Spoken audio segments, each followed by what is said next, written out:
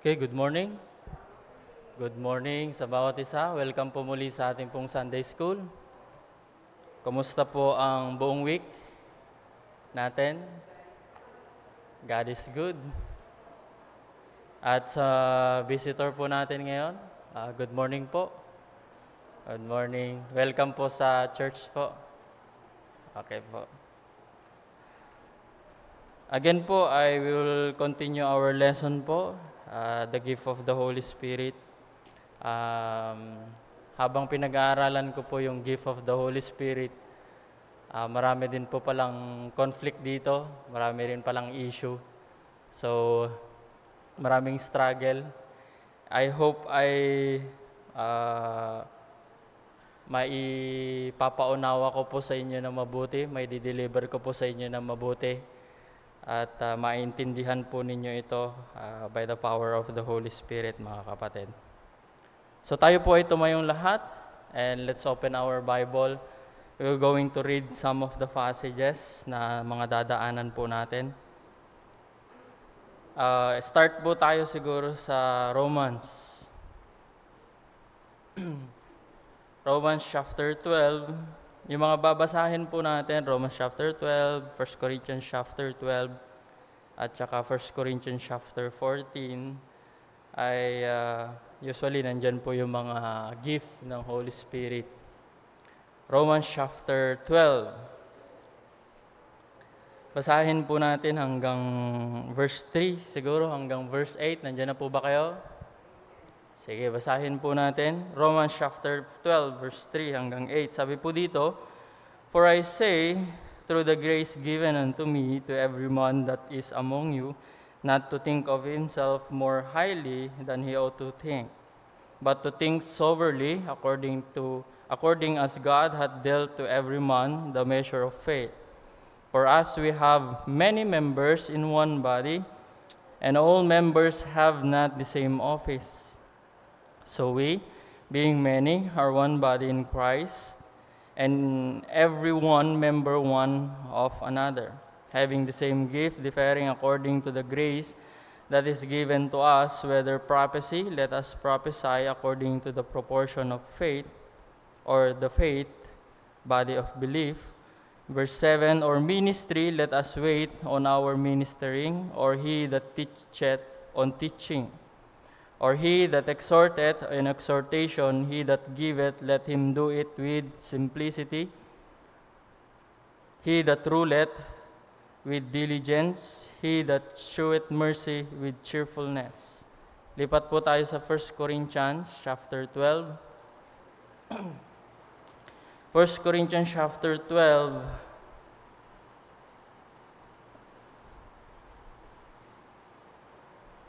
Basahin po siguro natin yung, para hindi tayo masyado mag-consume ng time, verse 6. Verse 4. Sabi po dito, "Now there is a diversities or different kind of gift, but the same Spirit, and there are differences of administration, but the same Lord. And there are diversities of operation, but it is the same God which worketh all in all.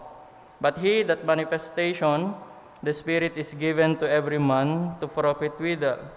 For to one is given by the Spirit the word of wisdom, to another the word of knowledge by the same Spirit, to another faith by the same Spirit, to another the gift of healing by the same Spirit, to another the working of miracles, to another prophesy, to another discerning of spirit, to another diverse kinds of tongue, to another the interpretations of tongue. But all this worketh that one and the same self-same Spirit, dividing to every man severally as he will." Talon po tayo sa chapter 14. Chapter 14. Start po tayo ng verse 1. "Follow after charity, and desire spiritual gift, but rather that ye may prophesy. But he that speaketh in unknown tongues speaketh not unto men, but unto God. For no man understandeth him, howbeit in the Spirit he speaketh mysteries. But he that prophesieth speaketh unto men to edification and exhortation and comfort. He that speaketh in an unknown tongue edifieth himself, but he that prophesieth edifieth the church. I would that ye all spake with tongues, but rather that ye prophesy, for greater is he that prophesieth than he that speaketh with tongue, except he interpret, that the church may receive edifying. Now, brethren, if I come unto you speaking with tongues, that I shall profit you, except I shall speak to you either by revelation, or by knowledge, or by prophesying, or by doctrine, and everything's without life giving sounds, whether pipe or harp, except there be a distinction in the sounds, how shall it be known what is pipe or harp? For if the trumpet give an certain sound, who shall prepare himself to the battle? So likewise ye, except ye utter by the tongue words easy to understood, how shall it be known that is spoken? For ye shall speak into the air. There are, it may be, so many kind of voices in the world, and none of them is without significance. Therefore, if I know not the meaning of the voice, I shall be unto him that speaketh a barbarian, and he that speaketh shall be barbarian unto me. In verse 12. Even so ye, for as much as ye are jealous of the spiritual gift, seek that ye may excel to the edifying of the church. Tayo po'y manalangin. Mapagpalad, dakila naming Diyos, na dakila po sa lahat, ng may likha ng lahat ng bagay. Kami po ay muli nagpapasalamat sa araw po muli na ito, na kami po ay inyo pong pinahintulutan na kami po muli ay makapag-aral ng salita, makapanambahan, gather together, O Lord, upang purihin ka sa inyo pong kadakilahan.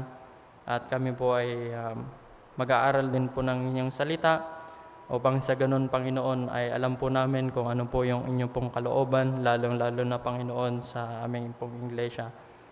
At dalangin din po namin muli ang banal na Espiritu, Panginoon, na siyang magturo po sa amin ang mga bagay na hindi po namin alam, at magpaalala sa mga bagay na amin pong nakakalimutan.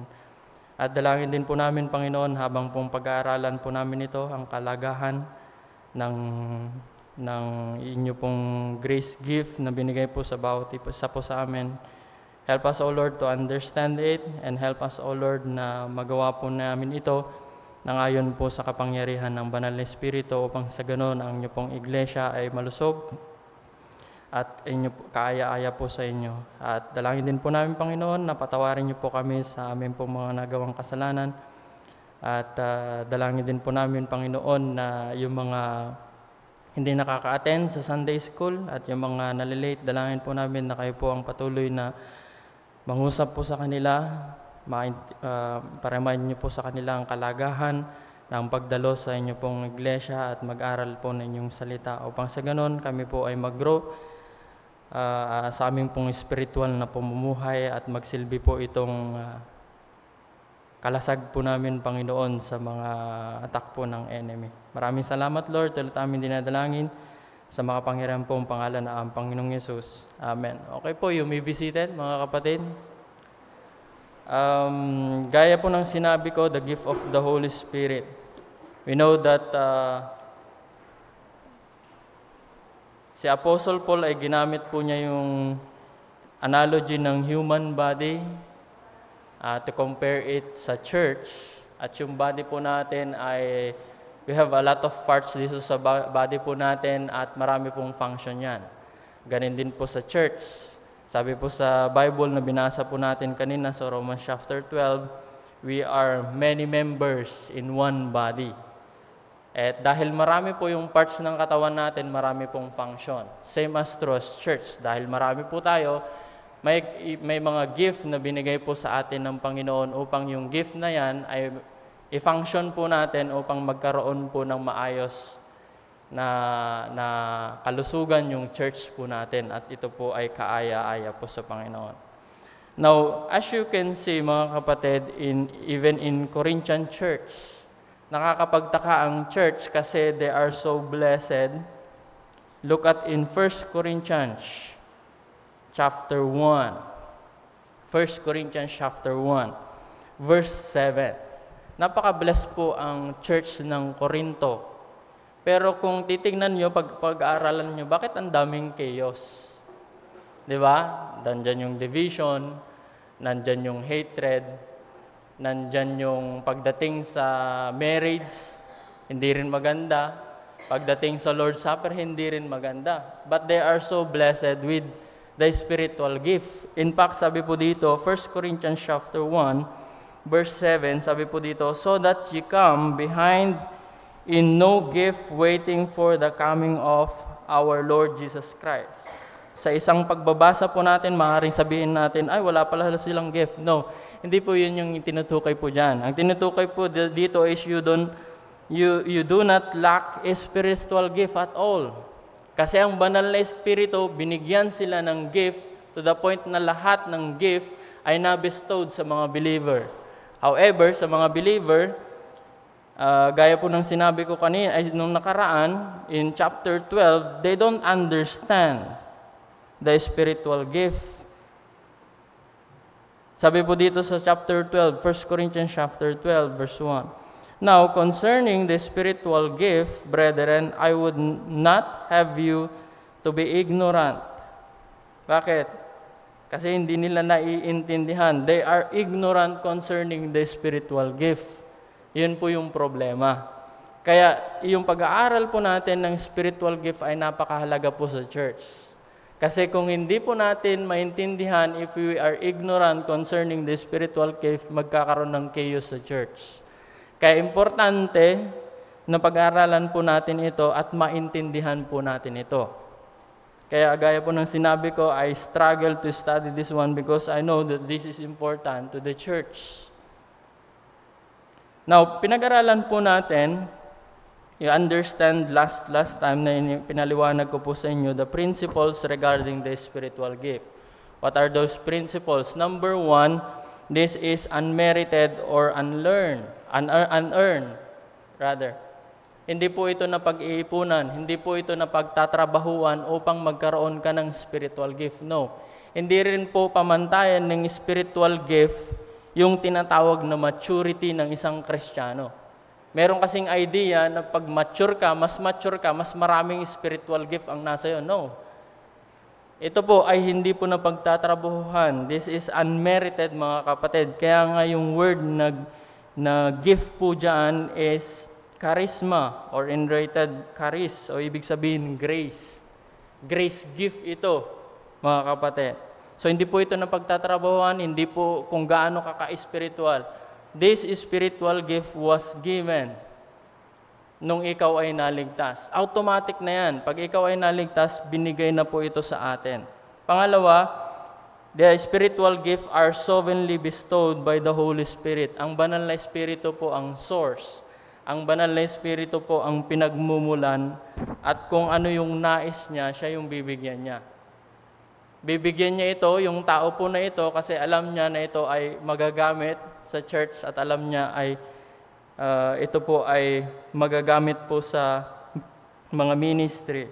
Another thing, mga kapatid, tatandaan po natin, ang spiritual gift ay marami pong uri po yan at marami pong purpose. Hindi lang po iisa ang spiritual gift ng lahat. Kaya nga yung analogy na ginamit ni Apostle Paul, lahat ba ay tenga sa katawan ng parte ng katawan? No, di po ba? Lahat ba ay bibig? Lahat ba ay kamay? Hindi po ganon. Spiritual gift, pag sinabing spiritual gift, ay iba-iba po yan at iba-iba po yung purpose po niyan. Another thing is, the spiritual gift are distributed to every believers. Hindi po natin pwedeng sabihin na, ay wala akong spiritual gift. No. At least merong isa. At least merong isa. At lahat po tayo ay binigyan ng spiritual gift, mga kapatid. At dapat magpa-function po tayo. Tingnan yung part ng katawan po ninyo. Sa palagay niyo ba, merong ano dyan, merong isang part ng katawan na walang silbi sa katawan natin? Lahat po yan, iniisip natin, parang wala naman, hindi naman masyado importante yung kalingking, something like that. Pero still, meron pong function yan. Na ginagawa. Same as true sa mga believers. Kahit alam po natin, believers lang tayo, hindi naman tayo masyado nakikita pagdating sa spiritual gift, pero meron pa rin po tayong spiritual gift na binigay sa atin ng Panginoon. Another thing, mga kapatid, is yung spiritual gift po na yan is not all possessed by every believers. Hindi po yan napopossess ng lahat, ng iisang tao na possess yung spiritual gift. Hindi po. Kasi kung meron yung spiritual gift, lahat sa atin, hindi na natin kailangan yung iba. Di po ba? Kaya nga, do not think highly of yourself. Sabi nga kanina sa verse na binasa po natin, kasi kailangan po natin ng isa't isa. Kasi meron po tayong gift na wala sa atin, na merong ang kapatiran natin, at siya yung pinagmumulan upang sa ganun ay magkaroon po tayo ng building up. Another thing, mga kapatid, is the spiritual gift are to be exercised in love. Kailangan din po yan. Hindi ibig sabihin, nagpa-function ka nang wala lang. Diba? Dapat may love habang ginagawa po yung mga gift po na ito. And then, last week, napag-aralan din po natin by the help of Brother Reuben, yung tinatawag po na yung mga temporary na mga gift. Alam po natin na lahat ng gift po, mga kapatid, pag dumating ng Panginoon, hindi na po mag-i-exist yan. Nag-i-exist pa lamang yan, yung mga iba, at wala na yung iba, dahil wala pa po ang Panginoon. And last week po ay na-discuss po ni Brother Reuben this temporary gift in which nandun yung miracles, nandun po yung healing, nandun po yung tongues, and speaking of tongues. Okay? Yun po yung apat na yon in which tapos na yung purpose nila, kaya wala na po sa present time po natin, mga kapatid. And another thing na makikita po natin, which is pag-aaralan po natin, is the gift of the Spirit are for the use of edification of others or edifying others. We know yung spiritual gift, mga kapatid, for the glory of the Lord. Yan po yung pinaka-main thing. Pero dito, makikita din po natin, not only to give glory to the Lord, but also we will going to use those gifts para ma-edify or to ma-build up yung church, mga kapatid. Edifying or building up other Christian. At ito po yung theme ng nabasa po natin kanina dito sa 1 Corinthians chapter 14. Punta po kayo doon, 1 Corinthians chapter 14. Pag meron po tayong spiritual gift, alam po natin yung spiritual gift, pinapunction po natin yan para ma-edify ang church. Hindi tayo nagkaroon ng spiritual gift para sa sarili po natin. Hindi po para sa selfishness. Okay? Tingnan po ninyo sa verse 3. 1 Corinthians chapter 14. Sige, start po tayo ng 2. For he that speaketh in unknown tongues speaketh not unto men, but unto God, for no man understandeth him. Howbeit, in the Spirit he speaketh mysteries concerning the tongues or language. 3 naman, but he that prophesieth speaketh unto men for to edification, okay, and exhortation and comfort. So building up o para ikakatibay ng isang mananampalataya sa iglesia.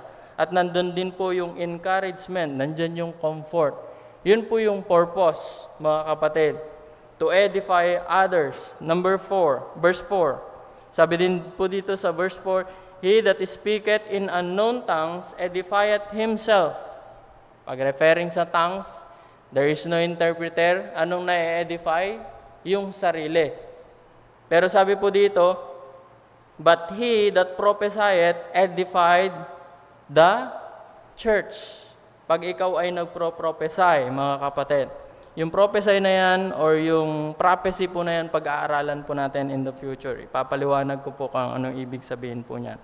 Pero again, in verse 3 and in verse 4, makikita po ninyo yung purpose to edify the church, to edify others. Another thing is in verse, sige, basahin po natin in verse 5 para alam po natin yung nangyayari. So makikita po natin verse 3, verse 4, at 2, 3, and 4 makikita po natin yung comparison ng speaking of tongues and prophesying.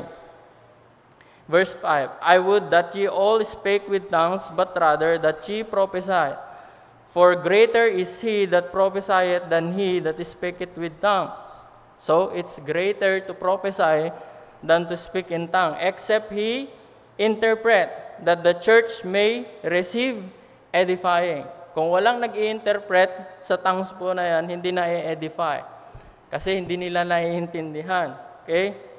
In verse 6, Now, brethren, if I come unto you speaking with tongues, that I shall profit you, except I shall speak to you either by revelation or by knowledge or prophesying or by doctrine. And in verse 7, sabi dito, and everything's without life, giving sounds. Dinescribe po niya dito yung instrument, yung tinatawag na string instrument and the sounds instrument, ay the wind instrument and string instrument. Alam po ninyo, pag ang instrument, yung mga musician po natin, kung ano-ano lang ang tinutugtog dyan, wala namang talagang maayos na tunog, hindi po maganda sa pakinggan, di ba? Chaos. Same as true yung speaking of tongue. Pag hindi mo naintindihan, wala ding silbi. And in verse 9, So likewise ye except ye utter by the tongue's words, it to so understood. How shall it be known what is spoken? For ye shall speak into the air. There are, it may be, so many kinds of voices in the words, and none of them is without significant. Pag may nakarinig kayo ng, alam po ninyo, yung nakapunta na po kayo sa ibang bansa, na ang dami nilang sinasabi, pero wala kang naintindihan kahit isa. Di ba? Parang wala namang silbi, di ba? Hindi mo naman naintindihan, walang silbi yun. Kahit anong sabihin nila ng sabihin sa'yo, if you don't understand the person o yung sinasabi niya, there is no significance. Same as true, the speaking of tongues. Pag di naintindihan, there is no significant. Walang kwenta. Verse 11, Therefore, if I know not meaning of the voice, I shall be unto him that speaketh a barbarian, and he that speaketh shall be a barbarian unto me. Even so ye, for as much as ye are zealous of the spiritual gift, sabi po dito, take note, seek that ye may excel to the edifying of the church. Purpose muli, mga kapatid. Bakit po natin ine-exercise yung gift po natin? To edify the church. Yan po yung goal po natin. Kaya exercise po natin yung gift po natin. Pero yung ito, speaking in tongues without the interpreter, it's useless because they cannot understand. However, if we prophesy, so ibig sabihin po ng prophesy or prophecy into words is to speak before. Yan eh. To speak before concerning the gospel of the Lord or concerning the truth of God. Yan yung sinasabi po dyan. Kaya kailangan, mga kapatid, sabi po dito, seek that ye may excel to the edifying of the church. Para hindi po para sa ating sarili, kundi para sa church, para po sa ibang tao. Another thing is, talon po tayo. Verse 16. Else when thou shalt bless with the Spirit, how shall he that occupieth the room of unlearned say, Amen? At the giving of thanks, saying, He understandeth not what thou sayest. Ibig sabihin, mga kapatid, pag hindi nila naintindihan kung ano yung sinasabi mo, paano sila mag-i-amen? Paano sila mag-i-agree? Paano nila ipipraise ang Panginoon? Di po ba? Para po merong isang missionary nagsalita ng kanyang lengguwahe. Sinabi niya yung gaano kaganda, yung work ng Panginoon, marami na save, pero hindi natin naintindihan. Ano sa palagay ninyo ang response natin? Wala, di ba? Silent lang tayo. Pero kung naintindihan po natin na sinabi nila, nag-work ang Panginoon, marami pong na-save sa lugar na ito, marami pong tumanggap ng Ebanghelyo, di ba? Nagpipraise tayo sa Panginoon. Yun po yung sinasabi pa yan. If you cannot understand, we never say amen or you never give thanks to the Lord. In verse 17, For thou verily giveth thanks well, but the other is not edified. Kung speaking in times, para sa sarili mo lang. And another thing in verse 19, Ye in the church I have rather speak 5 words, with my understanding that my voice I might teach others also, than 10,000 words in an unknown tongue. Sabi niya, to teach others. Tinuturuan ang iba. Kahit 5 words lang. Pag naintindihan ninyo, di ba, nape-praise ninyo ang Panginoon, nag-glorify po ang Panginoon, at nabibuild po yung tao na nakakarinig. Pero kung 10,000 ang daming sinabi, hindi mo naman naintindihan, it's useless. There is no significance. Another thing is verse 24. Talon po tayo ulit. 24. But if all prophesy, and they come in one that believeth not, ibig sabihin, pag may nagpaprophesy, nangangaral ng salita ng Panginoon, God's truth, they are speaking God's truth before them, sabi po dito, at merong hindi mananampalataya na umattend, he is convinced of all. Nako-convince yung tayo na yan. Why? Because he understand.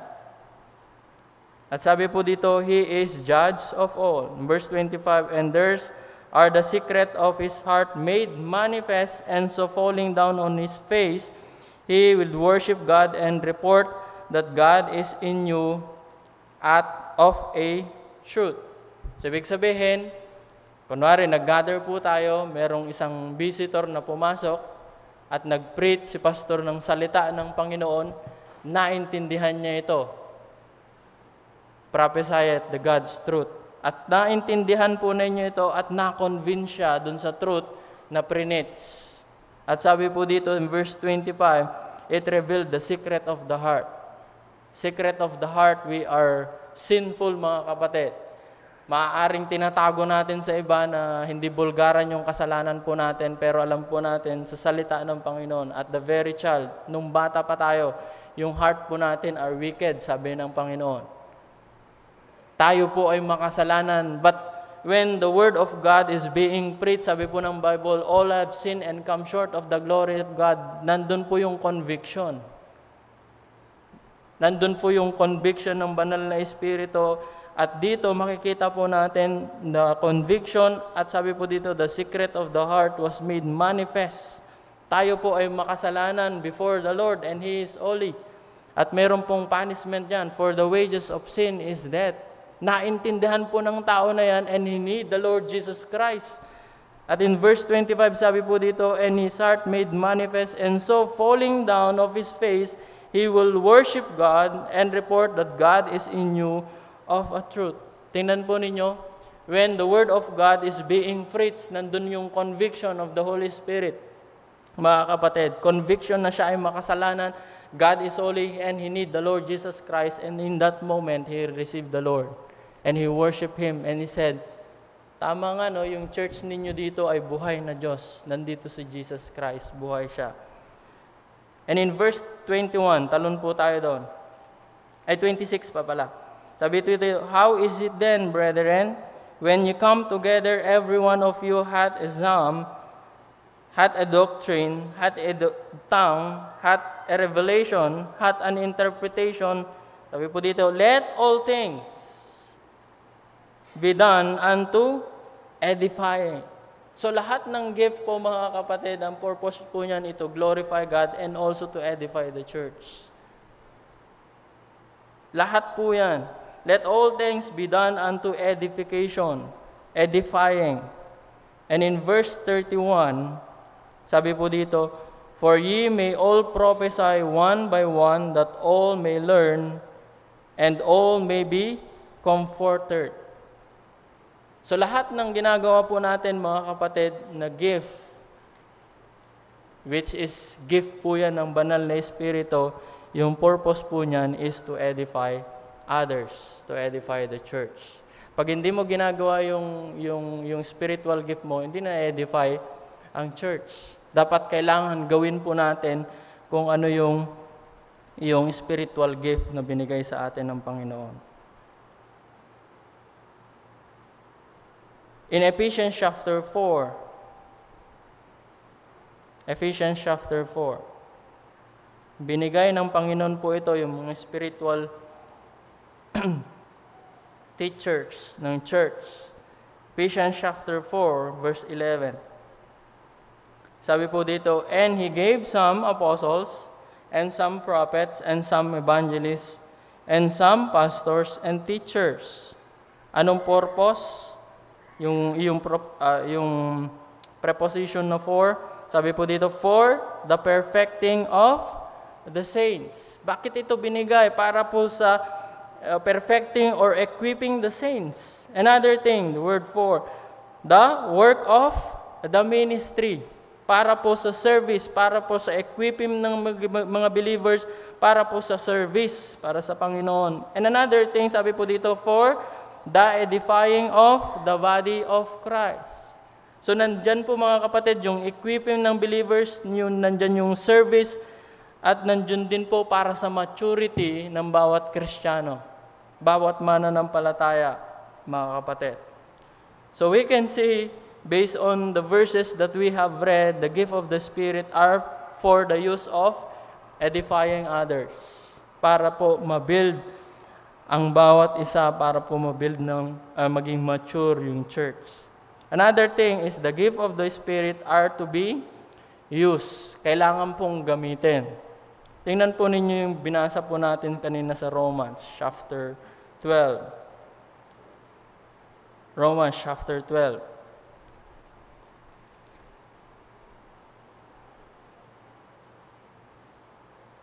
Verse 3. Romans chapter 12, verse 3 to 5. Sabi po dito, for I say, through the grace given unto me, to every man that is among you, not to think of himself more highly than he ought to think, but to think soberly according as God hath dealt to every man the measure of faith. Verse 4.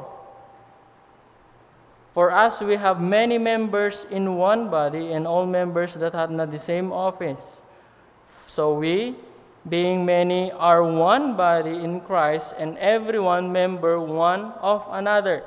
Ano ibig sabihin yan, mga kapatid? The believers is to use His gift humbly. Huwag po natin isipin na, I have the gift of prophesying or teaching. Mas mahalaga ako kaysa sa iba. No, mga kapatid. Pag masobrahan po natin na sobrang halaga ko, pag mawawala ako, o kaya sa sobrang halaga ko, hindi ko kayo kailangan. Hindi ganun po, mga kapatid. We need each other. So, yung in the other side, sobrang taas ang tingin niya sa sarili na, meron namang iba na sobrang baba ang tingin niya sa sarili niya. 'Di ba? Yung analogy ng body, I am not part of the body because parang I am less important. 'Di ba? Hindi naman ako yung kamay, hindi naman ako ganito. 'Di ba? Dapat hindi po ganun yung ugali po natin. Nasobrahan ng taas sa sarili, tingin sa sarili, yung iba naman ay sobrang baba. Hindi po. We are all important in the sight of God, and we have this gift of the Spirit, at dapat po nagpa-function po tayo, mga kapatid. And we are using those gifts humbly. Another thing is in verse 6 to 8. Sabi po dito, having then gift differing according to the grace that is given to us. Iba-iba ang gift na binigay. Whether prophecy, let us prophesy according to the proportion of faith. Our ministry, let us wait on our ministering, or he that teacheth on teaching, verse 8, or he that exhorteth on exhortation, he that giveth, let him do it with simplicity. He that ruleth with diligence, he that showeth mercy with cheerfulness. Ano ibig sabihin? The believers is to use His gift to the fullest extent. Lahat po ng gift po natin ay kailangan ginagamit. Hindi po pwede yung hindi po nagagamit. Not being used, spiritual gift, hindi. Lahat ng nakalis po dyan, sinabi ng Apostle Paul, kailangan, iba-iba po yan, pero kailangan gamitin lahat po yan for the church, for the edification of the church. Huwag po natin sayangin yung gift na binigay po sa atin ng Panginoon. Gamitin po natin. Again, the spiritual gifts are used to edify others, the church. the gift of the Spirit are to be used. And lastly, mga kapatid, is the gift of the Spirit are not to be abused. Sa mga believers, yung time po na yan sa Corinth, na-abuse. In what way na na-abuse po yung spiritual gift? Unang-una, not using those gifts imparted to us. Pag hindi mo nagagamit yung gift na binigay sa iyo ng Panginoon. Look at 1 Timothy. 1 Timothy. Alam po natin, Timothy is a young pastors. At alam po natin sa ministry, there's a lot of struggles sa ministry.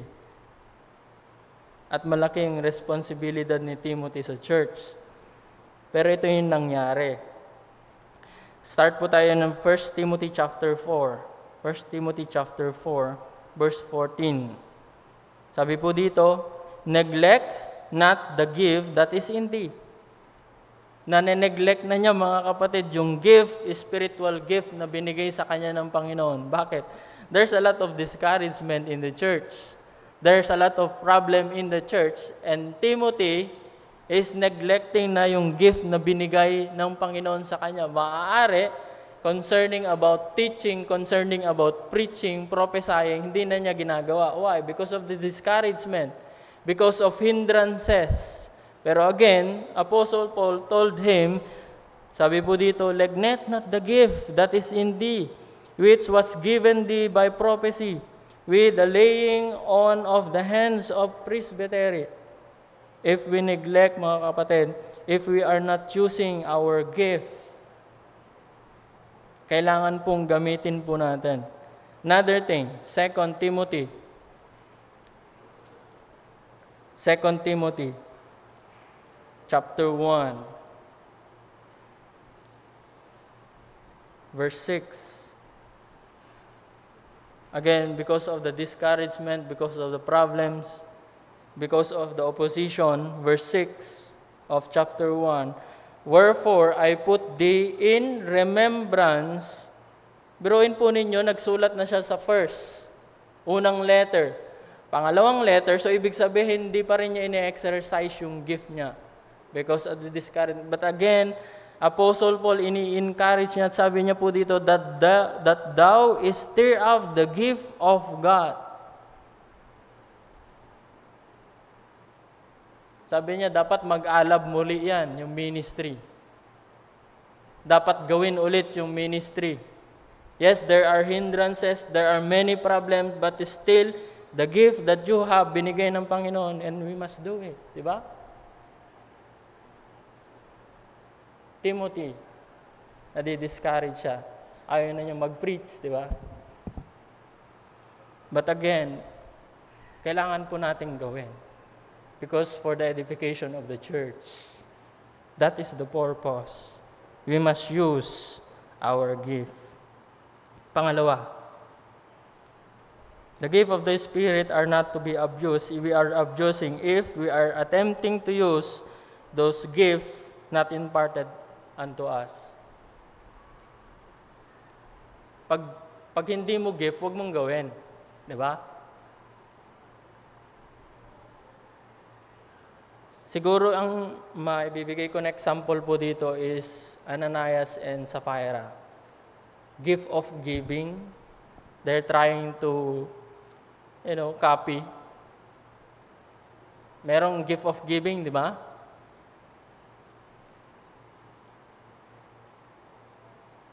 They're trying to be generous, to be generous, parang in chapter 4 and in chapter 5. Nag-sell sila ng possession of ng land, mga kapatid. At maaaring nasa isip nila, para sa glory din nila, they're trying to give to the church. Pero yung pinagbentahan nila, hindi nila lahat nila binigay. Parang sinasabi nila, we are generous giver, we give it to the church. Pero at the back of their mind, meron pa silang nilagay sa kanilang pocket. They did not give it all.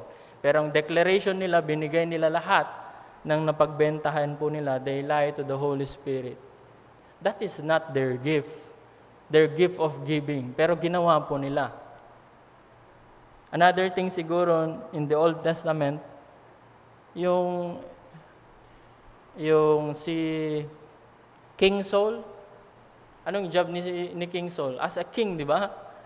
Pero ang ginawa niya kay Samuel as a prophet, hindi niya maantay si Samuel na mag-offer ng offering, which is hindi niya dapat ginagawa yon kasi may specific na purpose ng job na binibigay sa king, may specific and purpose na binibigay sa mga prophets and mga priests, which is si Samuel dapat ginawa ng king. Nag-aalit ang Panginoon. Reminder lang po sa atin mga kapatid, if that is not our spiritual gift, wag po tayong mag-aak. Wag po nating gagawin yung mga bagay na hindi naman tayo binigay o binigyan ng Panginoon na gift para gawin yung mga bagay na yan. Again, the gift of the Spirit are not to be abused. We are abusing if not we are using it. We are abusing if we are attempting to use those gifts na hindi binigay ng Panginoon sa atin. And number 3, not using the gift in love. Pag hindi po natin ginawa in love, yung mga gift po na ito, this is abusing po mga kapatid. 1 Corinthians. 1 Corinthians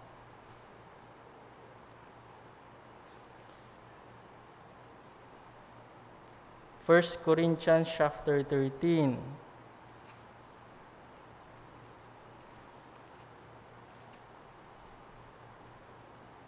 Basahin po natin hanggang verse 3. Sabi po dito, though I speak with tongues of men and of angels and have not, sabi po dyan, charity or love. Yes, you can speak tongues. Even the language of angels, you can speak it. However, sabi po dito, if you don't have love, I am become a sounding brass or a tinkling cymbal. Pakingingay ka lang ng isang instrument. Verse 2, and though I have the gift of prophecy, if you can speak before people, if you are able to stand, you have this gift, you stand and preach the gospel. Sabi po dito, and understanding all mysteries. You have all understand the mysteries. Lahat pa, exaggerate na, Lahat, all the mysteries that is written, the mysteries concerning God, you understand it and everything. And all knowledge. So, ibig sabihin parang, all knowledge is mine. So, I can speak God's truth. Kaya kong mag-preach sa harapan ng maraming tao. Naiintindihan ko ang salita ng Panginoon. I have all the knowledge. And though I have all faith, so that I could remove mountains, and have not charity, I am nothing. You see, you can speak tongues, different language, you have this understanding, you can able to preach, you have all the knowledge of the Bible about God, you have even faith, you can, yung talagang yung nagtatrust sa Panginoon, kahit anong obstacle, nagtatrust ka pa rin sa Panginoon. But if you do not have love, if you are not exercising this gift in love, sabi po dito, I am nothing. Verse 3, and though I have bestowed all my goods to feed the poor, and though I have give my body to be burned. Biruin po ninyo yun. Bebenta mo lahat para maibigay lang sa iba, yung mga nangangailangan, kahit yung katawan mo, ipasunog mo pa. And have not charity if you do not exercise it with love. Sabi po dito, it profiteth me nothing. That's why mga kapatid, when we exercise our gift, be sure, meron pong love po dyan nakasama. Alam po ninyo, pinag-aaralan ko yung 1 Timothy, di ba? Series po natin yun. 1 Timothy, tignan nga po natin doon, yung attitude ni Apostle Paul. Naalala ko bigla ngayon. 1 Timothy. Ganda po ng sinabi po ni Paul dito. Sana mahanap natin.